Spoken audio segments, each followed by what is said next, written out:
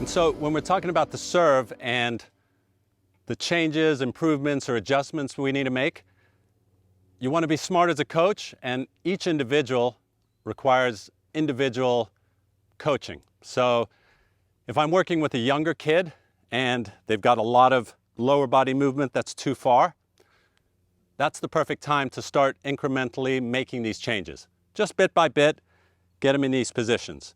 Coach Life is the most incredible tennis platform I've seen to date. My students often go on Instagram and they see all these things on Instagram and stuff like that, but the problem I've got is it's not from the world's most proven developmental coaches. Coach Life consists of the world's most proven developmental coaches. You've got Francis Tiafoe's junior coach, Misha Kuznetsov. You've got Jack Draper's junior coaches. You've got people like Michael Joyce that are phenomenal former players. They've developed, some of the world's best players. Coach Life would have made me a better player had it existed back when I was a junior player. If we're talking about grip, continental grip, and they're young, we want to make these changes. If we're working with older tennis players or pros, we've got to be smart about what we're looking to change and do we need to make the change.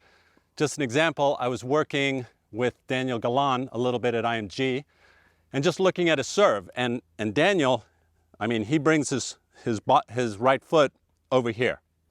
And at the beginning I'm watching him serve and I'm like, ooh, I think I can help you with, a small correction that's going to help your kick serve. And he said, well, actually, my kick serve is kind of my best serve. So I said, well, let me take a look at you hitting some serves. And unbelievable kick serve, which as I'm watching him hit more and more of them, I was like, even though technically the right thing to do and the best thing to do for a kick serve is to have your foot here, he's hitting them perfect. So do I need to make this change? And ultimately I was like, I'm not touching that part of his game because he's doing it well.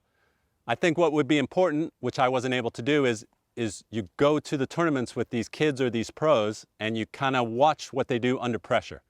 Because obviously in practice, it might look good, but then it breaks down under pressure. So that would be the key for me, is knowing when to make changes, making small changes, and just kind of adding to it bit by bit, 1% at a time, or maybe not making the change. If they are performing well, especially under pressure, you might not necessarily need to make that change.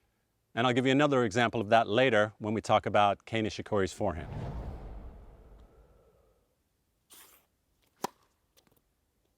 So, very good looking serve, as you can see. Great rhythm, great motion. And you'll also notice that her right foot did open up a little bit before. So if we're looking to make small little corrections, what we can do is, this is something simple. Just put a cone. Now again, if we want to be, we could put it all the way there. We're going to put it here, just so that she makes a slight adjustment. And she's going to look to not touch that cone.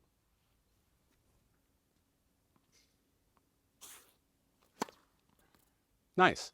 So, as you can see, small improvement, not perfect, but if we watch both of those videos, right foot starting to get into better position.